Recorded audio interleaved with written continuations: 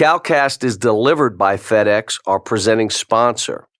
FedEx can help your business reach new customers and simplify your shipping operations. See how FedEx can help your company grow by visiting fedex.com/e-commerce. That's fedex.com/e-commerce.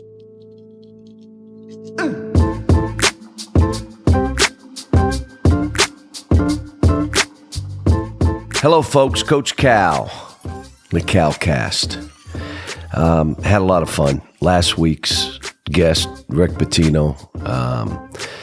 People got a charge out of it, listened to it. I mean, hundreds of thousands of people listen to that thing. It's crazy. Well, let me tell you about this week's guest. Multi-talented superstar, actor, singer, songwriter, entertainer, comedian, if he wanted to be. Drake. That's right, folks, Drake. We talked for a while, and it's a conversation that he reveals things that he hasn't talked about anywhere else. So if you're a fan of his, you got to listen to the whole thing. I've known him since he was 20, 21. He has never changed. This young man is hungry now. He's 30 years old. He is hungry. He is driven, some by fear, and you'll hear why he's driven, yet he's humble. He knows that he had breaks along the way that gave him this opportunity, and he talks about them. He doesn't forget. I've been in his company with his mother. You cannot believe the respect he shows his mom. And, like all of us, I can remember being his age and my mom is somewhere with my friends. He's not embarrassed. He doesn't care. This is my mom. My daughters now, when I first started having, knowing and talking about Drake, they're like, "You don't know Drake." I go, "Yeah, I do. He was on Degrassi." My daughters watched him on Degrassi. That was like their show, which I didn't know about. But he talks about how that came about. He started when he was 14 or 15 and then worked his way to where he is now, which is, at the end of the day, I can't imagine he's not going to be an icon that you talk about. But here's what's great. I swear he's never changed. He's the same guy. He treats people with great respect. He's not this arrogant, this is about me, the rest of you are just here. He has none of that in his bones. All right, I got Ellen here. We got to give a little time and love to Blue Apron. She made me an unbelievable shrimp dish yesterday that I walked in the door and said, "Wait a minute, tell me what this is." And it was really good. Why don't you tell them what we did? What's the name of it? This was the spicy shrimp and Korean rice cakes with cabbage and fur cake. It was really good, really easy to make. And so the shrimp came in its own package and all the other stuff did? Yes, it did. Yes. It was good. Everything else was packaged separately. You cook things, you brown things, and but it wasn't really quick. It wasn't real spicy. It just had a good taste to it. It did, but there is an ingredient that I might have not put enough in for you because it's called sambal oelek. Yeah.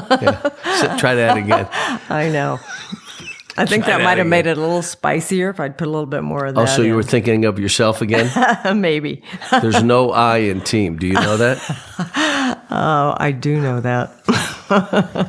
Is there any U in team? Yes. Yes. The way you spell it, Y-O-U. Yeah. Yes. But this was good, quick and easy, and looked good and tasted good. Blue Apron delivers great meals made with fresh ingredients right to your door for less than $10 a meal. I'm telling you, you guys are going to love Blue Apron, and you can try it for free. Here are a few of the meals that you could be enjoying in January. Pork chops and garlic piccata with scallion rice and spinach. Mushroom and chipotle pepper enchiladas with lime sour cream. Check out this week's menu and get your first 3 meals free with free shipping right to your door by going to blueapron.com/coach. You will love how good it feels and tastes to create incredible home-cooked meals with Blue Apron, so don't wait. That's blueapron.com/coach. Blue Apron, a better way to cook. So let's go to this conversation with Drake. I really hope you enjoy it. Here he is, Drake.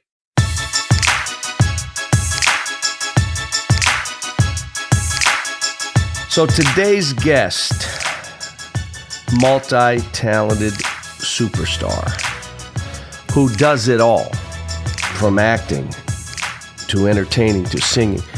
And when I saw him at the ESPYs, and I've known him for a long time, but when I saw him at the ESPYs, I went, oh my gosh, this dude's going to be an icon. What in the world? And I hadn't seen you in that environment. I have Drake on. That's right. Yes, sir. I've got Drake on. And Coach. You know, look, I really appreciate you doing this and sharing with the, cause people want to know you're 30 years old. You're 30. You got your whole life ahead of you. And, some of it, I do want to get into, how you got into acting. Cause how old were you then? I started acting around, I think my first season of Degrassi, I was like 15 or 16 when we first. How did that come about?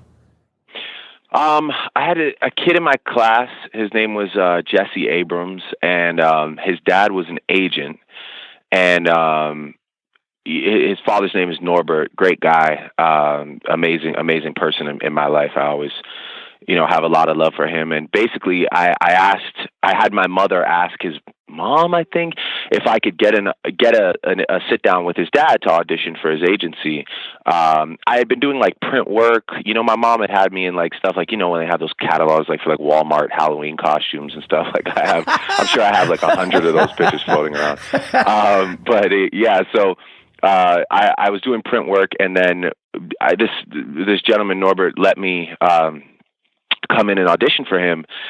And he said, I auditioned, and he said, well, you're not great, you're not great, but you're good, and you seem like a really good guy, and my son vouches for you. So I'm going to give you a shot. I'm going to put you on a trial period. So that basically means, he'll give you 2 months. I think it was 8 weeks to land something, anything. I'm going to send you out for a bunch of auditions, and you got 2 months to land something, which anyone in the acting world knows is not that much time. But he had a full roster, so he was in a position to sort of offer up ultimatums like that. And I think within the first 3 weeks, I landed Degrassi. That was my first thing that I ever landed. I have a crazy story for you about that, actually, which like kind of shaped my life moving forward and how serious I take things. I don't know if you want to hear it. I can tell it to you. But I love it. Okay, so I actually got an audition for Degrassi, and at the time I was going to. This is just like a kind of an anecdote for like anyone younger that's listening or anyone that's trying to, figure out their life. I was in a position where I was going to a school that was just a place where I didn't feel like I fit in. And I didn't, I felt a lot of pressure to sort of make friends by any means necessary. I didn't have many friends there. And I did something very stupid, which I made sure I never did again. And this is a huge reason of why I behave the way I behave now. But I went to this kid's house. I just wanted to fit in. I wanted to be cool. It was like a couple hours before my audition for Degrassi.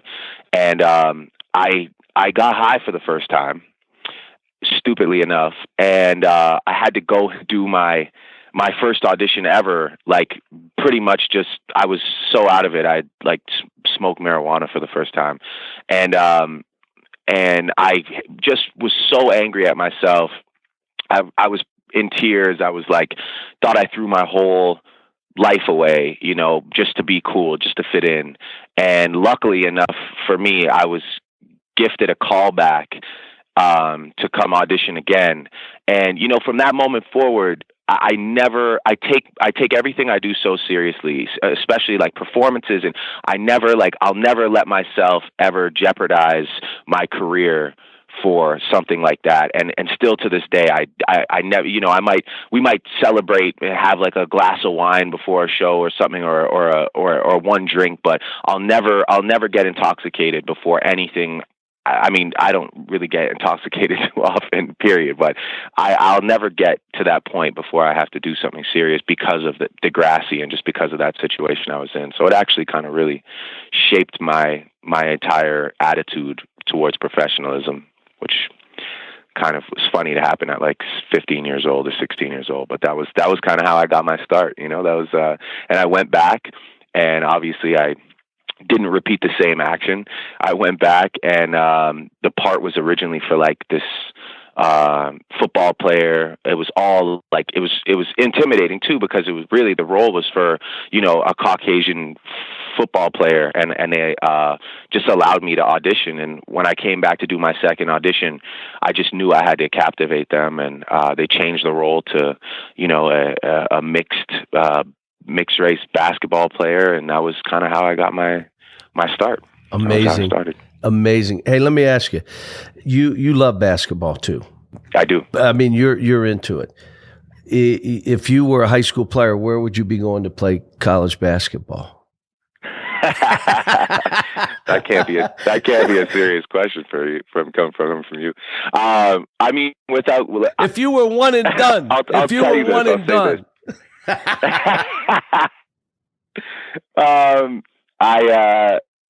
The Kentucky basketball program, honestly, is something else that I can say. And I mean, this. I don't know how many people know this. I try and say it as much as I can because I mean it from the bottom of my heart. But you're one of the most iconic mentors in my life, period. And I don't even know. I don't even know if I've ever really fully got a chance to tell you why. But coming to Lexington and seeing the basketball program, seeing the way that, not only your team, not only your staff, but just an entire culture, an entire city looks at you as this figure that they can always, find solitude in. It really was inspiring to me, and it just reminded me why that's so important. It was just so inspiring to come there and see, all these people that sort of are funneling through this system, all these kids, and it's up to you to give them something, motivation, inspiration, tools, knowledge that they can take with them on their journey. Because a lot of them, there's different journeys, but a lot of them are very, very, very important journeys in the sports world.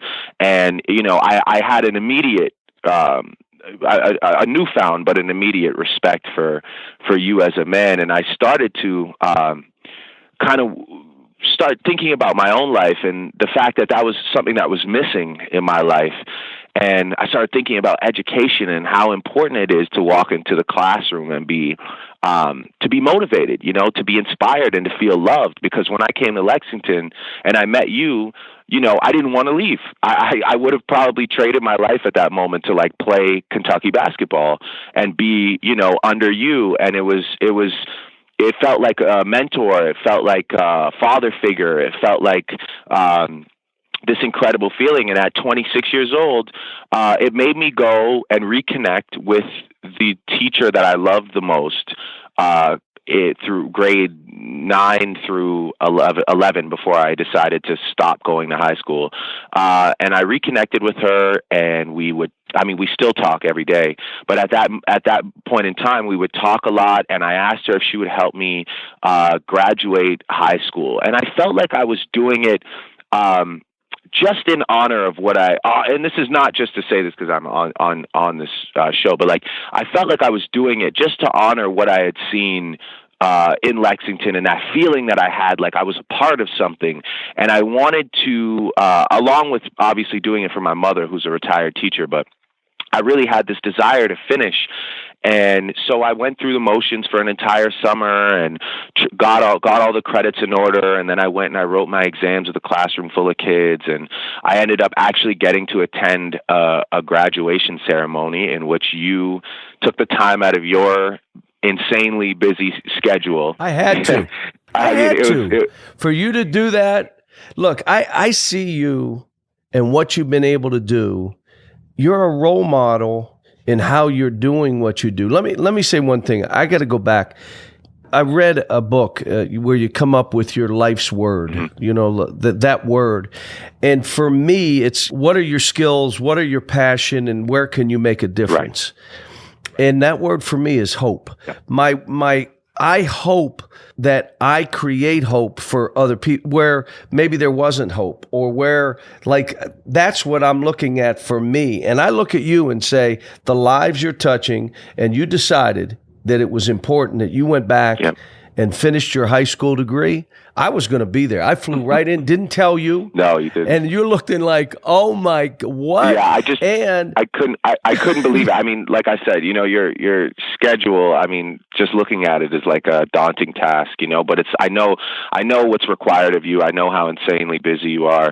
And for you to attend my graduation, things came full circle for me, because I'm staring at the man who pretty essentially inspired me to finish something. You inspired me to finish something to do with the school system, because that wasn't ever an interest to me. I never had somebody to motivate me in that space. And when I met you, it just changed for me. I really, wow. I mean, I even told you my goal was just to be able to say that I was eligible for, some form of acceptance to Kentucky. That was my goal. And you are, yeah, exactly. And you are, that you have a lifetime, you've got the lifetime scholarship that my players have. You can always come back. I know it's an incredible feeling. But yeah, so to answer your question, there's no doubt in my mind. I wouldn't have to do some big spectacle of choices with different caps on the table. I would go straight to Kentucky because I'd have to play. I'd have to play under you. That would be one of the greatest things that could ever happen in my life. And it's funny because for people that always say like, oh, Drake is like a bandwagon fan. How did he even come to become a Wildcats? But people don't understand like how deep that story is for me. You were in your early 20s when we met. I got to tell you, exactly. Our guys, you came in our locker room in 2014. The guys were in awe when you walked in. Like, we had just beaten Wisconsin on a buzzer beater, and you're jumping around and dancing. I mean, even when you came in, when John Wall and the guys were here, you've stayed close to those guys. Look, of course. You go to their games, you go to the Raptor games, you're going to different places. They go to your concerts. And I know that because I was up at the OVO Fest.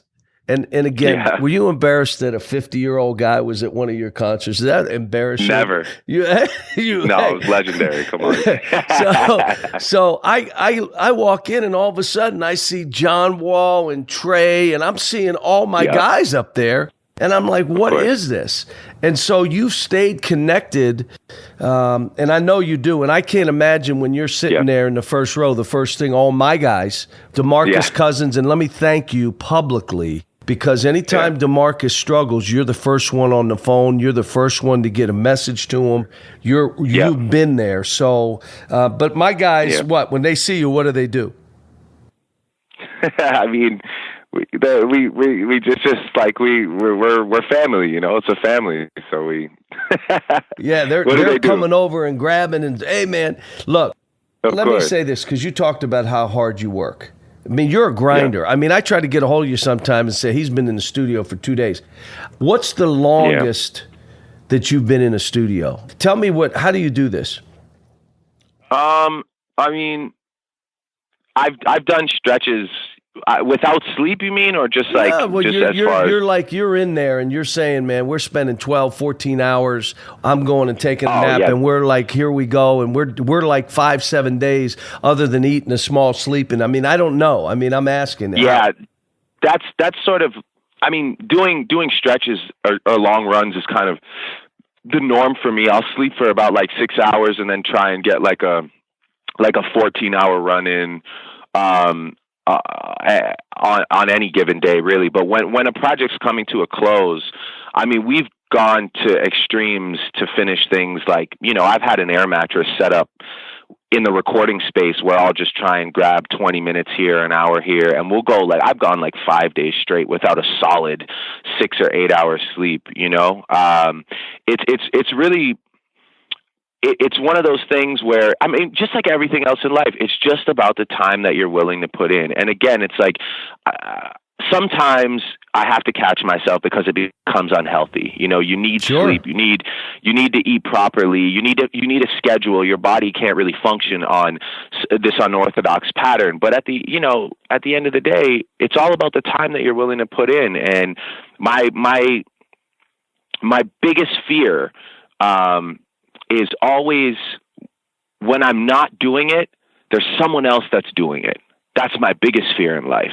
When I'm not doing it, when I take a night off from my personal life, or when I choose to when I choose to decompress or relax, not in the back of my mind, in the front of my mind, my biggest fear is there's somebody that's not relaxing right now, and they're going to stumble upon something. And if I was, and when you get in the studio and you make you have these moments that ultimately propel your career, you have to ask yourself how many of those did I miss by not going in on this given night or that given night. Because creating music is sometimes all about timing. It's all about me texting this producer at this certain time, him working on a beat and not sending it to someone else, sending it to me getting it, me being inspired in that moment by something that just happened, and then writing a song. It is truly stars aligning, music is. And it's scary to think about all the ones that you've missed because you didn't sit in there, So I try to not let myself have that. You work that fear. You work, and people yes, I work. Don't realize that this didn't come easy. Like, you had to get after this. Let me say this. Yeah. Are there any artists that you have not worked with that you'd like to work with? Well, 40, who is my partner, and we do all of my music together. He actually got an amazing opportunity early on in my career to work with Sade on a remix to one of her songs, and I was this close to being on it, but at that point in my career, she went and put Jay-Z on it, which obviously is, understandable. But yeah, that was one for me. I was always like, I missed that, Sade moment, I just wasn't, my star wasn't there yet to for her to hear me out, so hopefully since then, I mean, we've had a great relationship. She sent me the most beautiful gift on my birthday, and she comes to our shows when we're in Europe, and we're heading to Europe now, so hopefully I'll see her out there, and that would be my one artist that I'd love to work with. I'd love to do something. I'm going to even go deeper. Is there an artist that you'd love to sit down with, living or dead, that you haven't? How about somebody that you would say, man, if I could have spent 15, 20 minutes, or if I could have been in a session, who would that be? I mean, I definitely would have loved to sit with Bob Marley. I listened to his music my entire life. I've studied his life, and just listening to him speak in interviews that I've seen and knowing what he stood for, I would have just loved to understand where his mind was at and sat and talked with him. And I mean, of course, work together that's a whole other story. But I mean, if I could sit in somebody's presence and just kind of build, that would probably be the guy, him or Aaliyah. I'm obviously a huge Aaliyah fan. She's part of the reason why I decided to sing and rap, stemming from a conversation I had with my dad about how Aaliyah as a woman can make music that you don't necessarily feel self-conscious to listening as a man. With a lot of female singers, it's like sometimes you just feel like it's so female, like the music is so geared towards a female audience that you kind of feel weird listening to it. And Aaliyah just kind of blurred that line. And I tried to do the same thing from a male perspective, where I would make music for women to listen to, but guys wouldn't feel uncomfortable playing it. And so she was a big inspiration for me. I would have loved to sit with her for sure as well, and work with her. I think if I could work with anybody and it would sound the way I picture it, it would probably be Aaliyah. So those would be my two artists that I unfortunately won't get a chance to do that, but always, that's something I dream of for sure. Let's take a quick time out. There's no denying that Drake is one of the most talented people on the planet. If you're looking for the most talented people out there for your business, how would you find them? Here's your solution: ZipRecruiter. With ZipRecruiter.com, you can post your job to 100+ job sites, including social media networks like Facebook and Twitter. And ZipRecruiter lets you add multiple people to your account. It's the most efficient way for your team to find the best hire. And how's this for efficiency? No more juggling emails or calls to your office. With ZipRecruiter, quickly scan candidates, rate them, and hire the right person fast. Right now, my listeners can try ZipRecruiter for free by going to ZipRecruiter.com/Coach Cal. Find out today why ZipRecruiter has been used by more than 1 million businesses. One more time. To try it for free, go to ZipRecruiter.com/Coach Cal. Nobody's better with a big game than Papa John's, and I can think of a couple really big ones that are coming up. Grab some friends and order some delicious pizza, cheese sticks, and more from Papa John's. And get this, if you use my exclusive promo code, Coach Cal, you'll get 25% off your regular menu price order. Just enter Coach Cal when you order online at Papa John's or on the Papa John's app. The offer is good at participating stores in the U.S. only. You can use Coach Cal and try Papa John's delicious stuffed cheese sticks. And I've told you guys how good they are. You can get the bacon cheddar or the Wisconsin stuffed cheese sticks. But hurry, because they're only on the menu for a limited time. Whether it's a big game with friends or anytime you're hungry for some delicious Papa John's pizza, use my promo code, Coach Cal, and get 25% off your regular menu price order any day of the week. Better ingredients, better pizza, better stuffed cheese sticks, Papa John's. Drake, what's out there now? And look, fear moves all of us. Like fear moves right. you. But there's got to be the passion of what's next to achieve. I mean, I saw you on that stage at the ESPYs. Yeah. You were ridiculous. And I said Michael Jackson-ish. I don't know if that's it. And so, I mean, what else? What else do you want to achieve? I mean, what things are out there for you?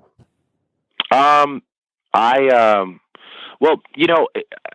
did just turn 30 in October, and I am working on a new project right now. It's something that I'm doing in conjunction with Apple, which, normally artists in between albums would do a mixtape, but I'm doing a playlist with Apple. It's sort of the same concept. It's not an album, but it is a body of work that I'm creating, just to sort of bridge the gap between my major releases. So to keep people excited, give people new music, let them know that I'm still hungry.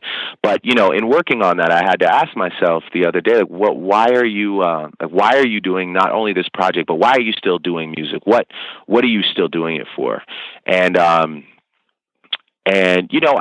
I definitely want to be remembered as a forward thinker.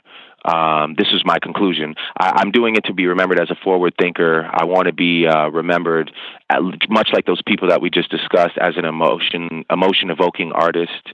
And I just want to say things that I want people to remember me by. So I think that sort of that conversation with self set me on a new path musically, and I'm really excited to move forward. A lot of the time when you get to this level, you worry about, is this going to work for my shows? Is this song going to be like a big enough hit? Because people expect me to have the biggest hits. And I think I finally have sort of taken a deep breath, exhaled, let all that pressure go. And now I just want to make music that I want to live with forever. And not that I haven't been in the past, but just to reevaluate that goal. So that's a big thing for me musically. Acting is another thing that I just can't wait to really dive into. I think after I release More Life, which is this playlist that I'm working on, and finish this tour, I think I'm going to really start to position myself in the acting world and hopefully take some great roles. And I'm working on, producing things and developing. So that's really exciting. And in light of the ESPYs, I don't even know if I'm like allowed to say this yet. We'll find out, but I'll say it anyway. I'm actually producing and hosting the first annual NBA Awards this year. I pray that you can come to, because it's only right. But yeah, so first annual NBA Awards, and I get to take the reins on it, which again, the ESPYs let me do great things, and I thank them a lot for that. Usually award shows sometimes are a bit restricted, but they let me do a lot at the ESPYs. So we'll just expand on that concept. I love hosting. I love being in a room full of just iconic, legendary people that I look up to, and having that pressure to make them laugh and enjoy their evening. So hopefully that'll go well. My end goal, crazy enough, is I want to do like kind of another person I really look up to, and a sort of a point in time that I miss is like Johnny Carson, and like just the appeal of like sort of just that sexy late night TV that's funny. So as I continue on along this journey, I hope to get there one day as well, where I get to just like put on amazing suits every night. Could I be your first guest? Could I be your first guest? That's what I was getting at. Yes, that would be a full circle moment right there. That would be amazing. But yeah, I just want to like put on like Tom Ford every night and like sit with like a glass of wine and laugh with people that I've spent years with in the business, in the industry, or just friends of mine, and give people something to watch every night that makes them feel good, makes them laugh. So hopefully I'll get there. And I mean, there's a lot left, there's a lot left. I still have maybe not necessarily like I haven't pinpointed, goals yet, but I have a lot of emotions left to feel, and I have a lot of things to achieve that I know will bring me, gratification. So I really, it's tough to put into words, but I know that there's a lot more for me to strive for, and I'm excited, just to kind of go into the next chapter. I'm going to throw this at you, because in coaching, success starts to overwhelm you, and wins become a relief, and then it's time to retire. You have to have great joy in bringing a team together, and the losses absolutely suck, and there's grieving that goes along. So the wins have to be great joy with everything. And that's why what you said, I loved it, which is, man, I'm going to put the best music that's going to be out there for my life and then beyond. I mean, that is unbelievable. I mean, that's for me as a coach, because I don't ever want to, we just won, thank goodness, because we're supposed to win. And, and I don't ever want to be that. That's not what I want to be. All right.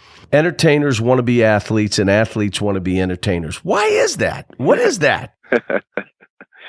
I think it's just when you watch someone do something that you can't possibly fathom how they're executing that.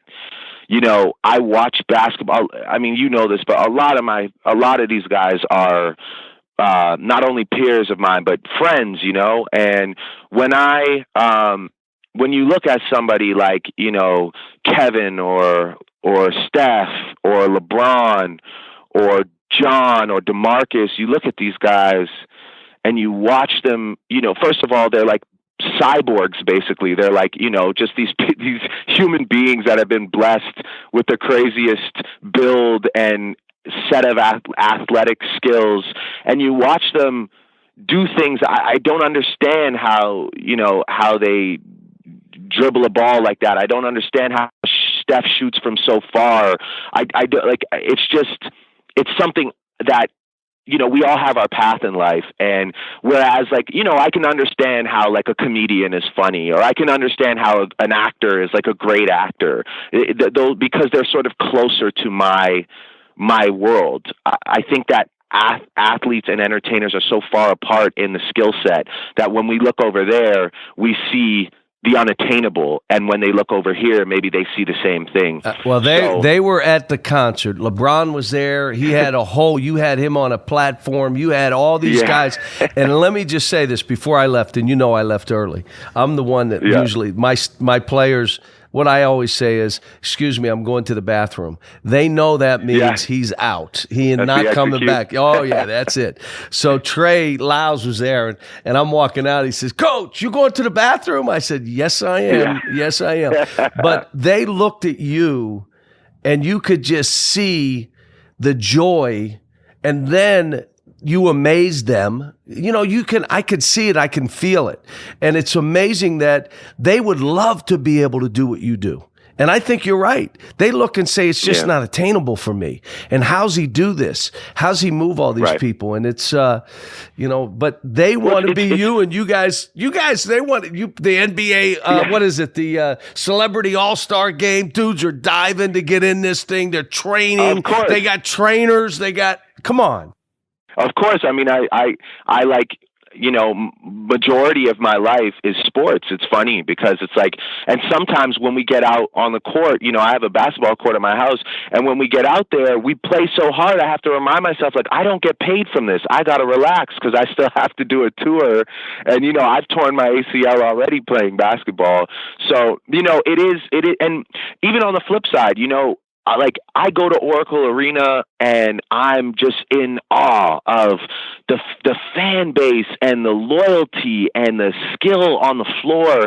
And then, I'll go to Oracle Arena 2 weeks later and perform a concert, and it doesn't even register that I'm in the same building. And I guess maybe for these guys who are playing a team sport, for me to go into Oracle and be on stage by myself, having to sort of make sure that 18,000 or 19,000 people leave there saying they had a good time, maybe to them is unfathomable. And to me, it's like, what I love about sports, and this is something that I've always wanted to say. What I love about sports is I love that there's a clear-cut winner. Because in music, sometimes it gets frustrating. You can try your hardest, you can do your best, you can have the most incredible year, whatever that is for you, whether you achieved a feeling that you wanted, or whether you achieved numbers and statistics, or whether you achieved both. But in our sport of music, there is no clear-cut winner. It is all opinion-based, and there's no score. There's no trophy at the end of the year. It is, and there's something about the competitor in me. It bothers me that there's no trophy to hoist at the end of the year. And not to say that there aren't award shows and trophies, but again, those are all opinion-based, sometimes controlled by politics, sometimes controlled by the popular fan vote, which like with the internet, it just really, you just kind of got to write it off as like whoever, has the most interaction with their fans might win the award. But I love sports for that reason. And like you just said, it causes sorrow and pain, and it causes massive amounts of joy. And that's why I gravitate towards sports, because I believe in my heart and in my mind, I'm a true competitor, and I exist in a space where, there isn't really, it's not black and white like that. There is no clear cut winner. And that's why, when I want to get motivated, or when I want to see something in that space, I have to turn on a Wildcats game. I got to turn on an NBA game. I got to watch college football because that's the only way I can get my fix. Yeah. As a competitor, other than doing what I do in my space, but still, that's why I love Your name sports. came up last week. I love to go to see championship excellence. My Steelers, I grew up in Pittsburgh. Yes. So I go up, and Mike Tomlin is a dear friend of mine, and before the game, he was so jacked up, and so I go up to the games, and I'll go to Game 7. I was at Game 7, World Series. I was there. LeBron was in it. Oh, it was unbelievable. I had a tweet go out. The tweet was a little long, so at the bottom, I told my guy, just make sure at the end it says you only live once. So he puts on there YOLO. Well, I don't know what YOLO is. I don't even know YOLO. So they asked me in a hip. Oh yeah, my daughter. Now understand. Super hip abbreviation. That's what he gave you. So when he put it in, I'm in front of 15 cameras, media, and they say, "Coach, do you know what YOLO means?" And I go, "What?" And then my guy who would type up the tweets that I send out says, well, I didn't have space. I didn't have the characters. So and they say, you did. My daughters killed me. You are too old to be. I said, come on, man. I'm still 50-ish. And I said, you got to hit my line for those ones, man. You can't. We can't let you go into the press room not prepared for those. And they said you did it. They said that was your stuff. You're the one that broke that out. Yeah. I love it. Yeah, I did. Yeah. I mean, I believe the lineage of it traces back before me, but I was the one that sort of made the term popular. Yeah, I love it. Next time you'll call me, I'll put you on. Yeah, you got to give me some of this stuff. I'm like, I think I'm on top of it. I'm not. All right, let's do this one. I'm asked all the time. Okay. All right, Anthony Davis, Karl Towns, which one? Oh man, see, they do that to me. They do that to me. And I'm like, wait a minute. Yeah. I mean, I think, okay, I'll say this. I'm part of the Kentucky years, when AD was there.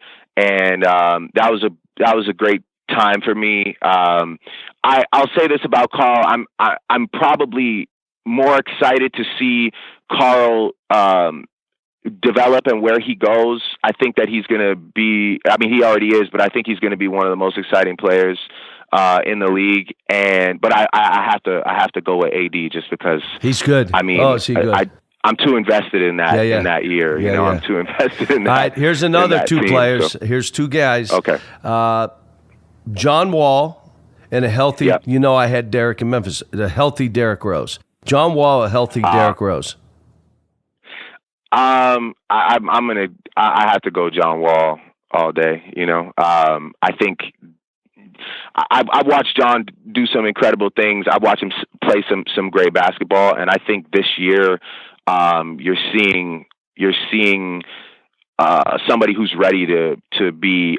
He's already a star, but I think John was always destined to be a superstar in the league, and I think this year you're really seeing, just that. Sometimes we got to click out. Sometimes we got to click out and just realize where we're at in the moment. This is the time right now. There's going to be no other time. And I think that John's having that moment this year, and I'm excited just to see where that moment takes him. Yeah, I would say John all day. All right, so here's my goal before I retire. When I said to you, what's out there, I want to have you and I sitting feet on the wood at an All-Star game, NBA All-Star game, and 12 of the players played for me. 12.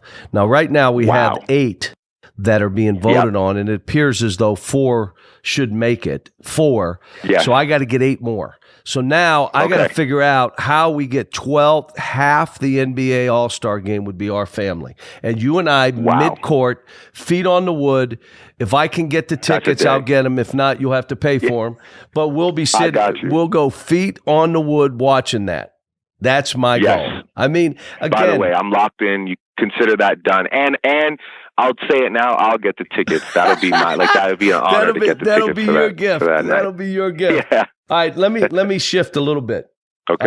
When I go in a home and I'm evaluating a young man to recruit, Yeah. I'm always oversensitive, hypersensitive about how he treats his mom, how he treats his grandmother. If I see any disrespect, to be honest, I usually leave, and that's the end of it. Your relationship with your mom, and I've been in your company with her. Yes.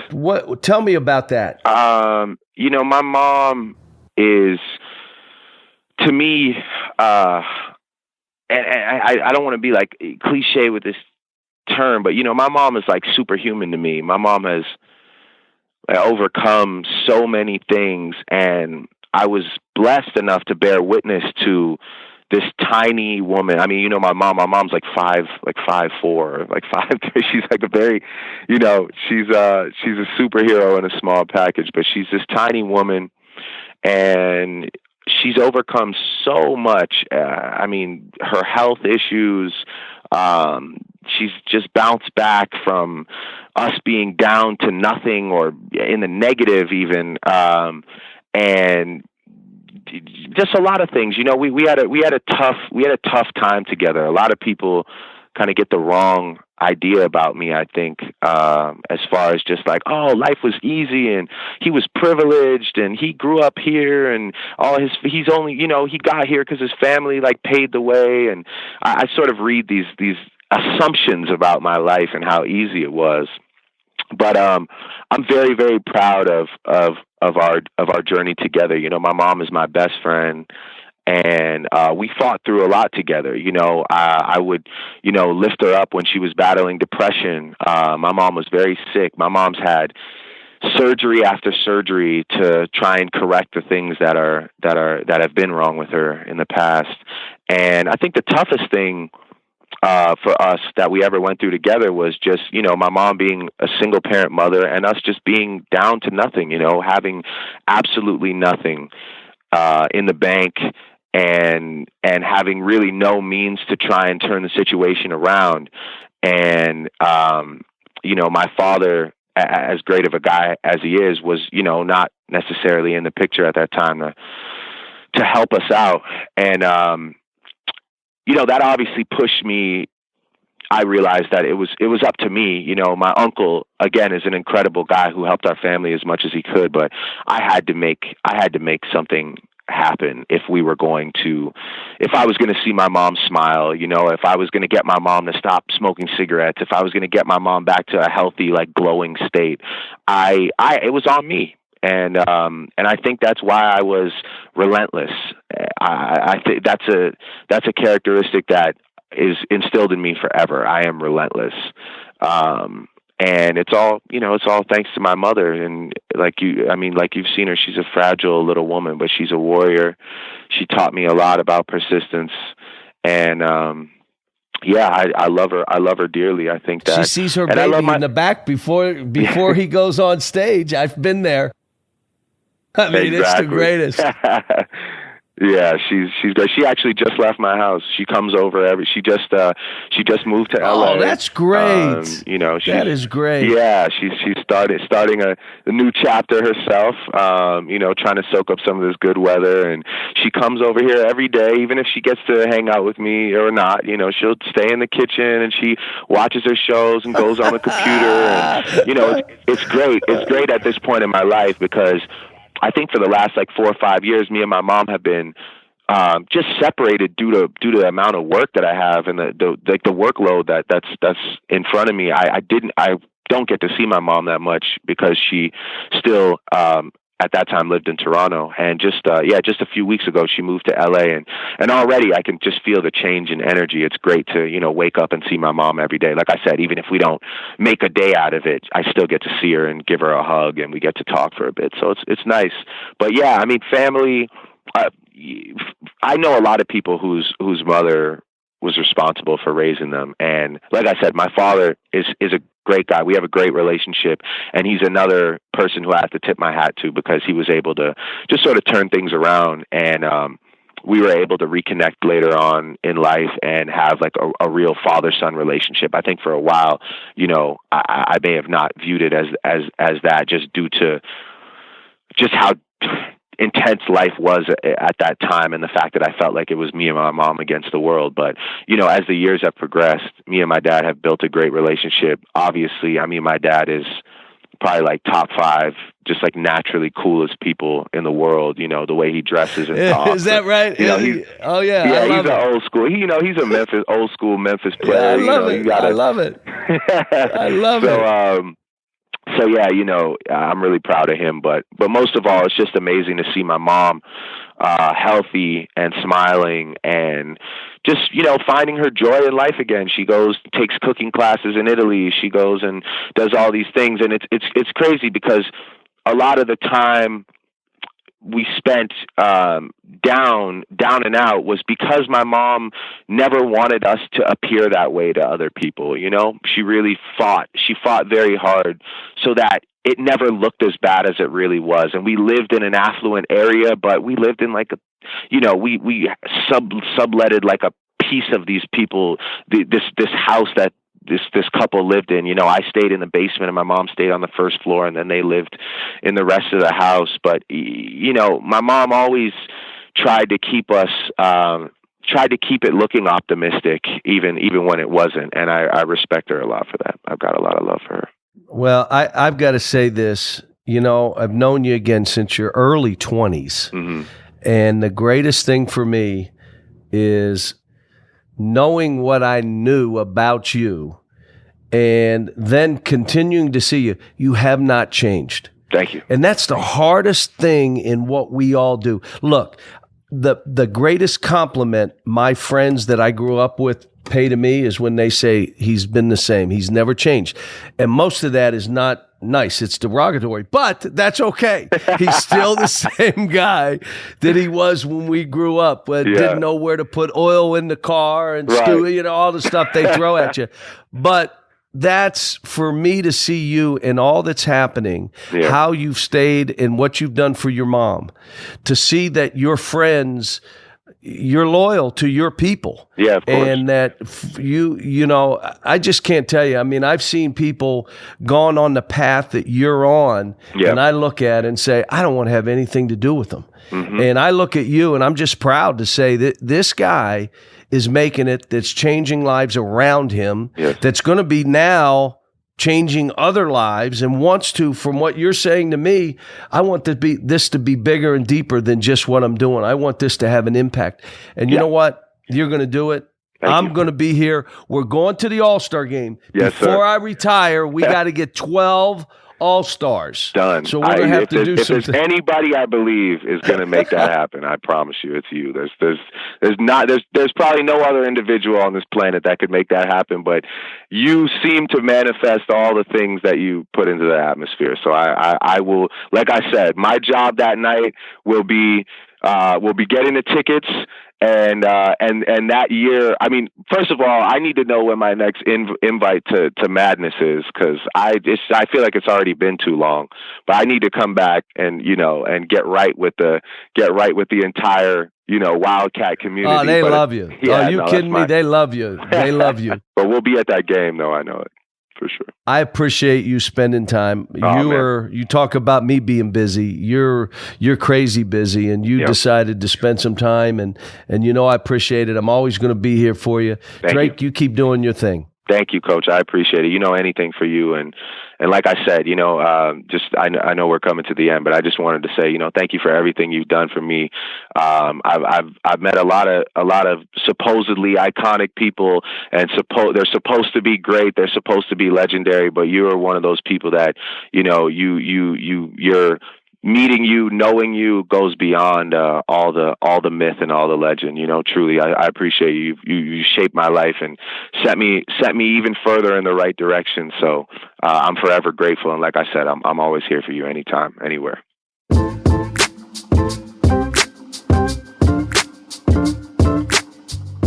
I hope you enjoyed listening to that as much as I enjoyed the conversation. Every time I'm in his company, I'm more impressed. He's 30. Like I said, we met when he was 20, 21. And what he's been able to do. And it's funny. Karma's a funny thing. He treats people right, and it's come back to him a thousandfold. My good friend, a good person, an iconic superstar. That was fun. Super Bowl next week, so I thought I'd bring you a conversation with a very special NFL guest. Subscribe to the podcast and see who it is. And don't forget to rate us and leave us a review so other people can find the show too. Thanks.